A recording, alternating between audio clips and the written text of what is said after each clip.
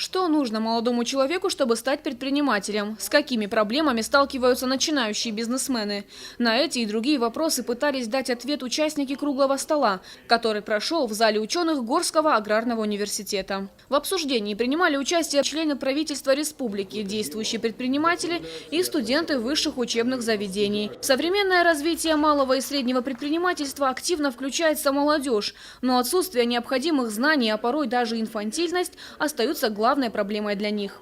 Они не знают, как заниматься предпринимательством. Участники круглого стола сошлись во мнении, что молодые люди должны проявлять больше инициативы и интереса к выбранной деятельности, а государство должно помочь в пропаганде этого направления.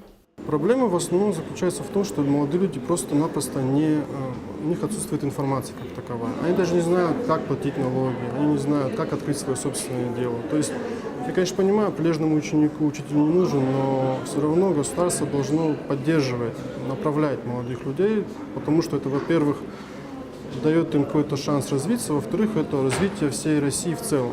Обсуждение получилось живым и продуктивным. Молодым людям не безразлично то, что происходит вокруг них и с ними. По ходу обсуждения ребята вносили свои предложения. Участники дискуссии, рассчитывая, что прозвучавшие рекомендации будут рассмотрены и приняты во внимание. Фатима Дзываева, Елена Гаглоева, Ацамаз Кочиев, Осетия ТВ.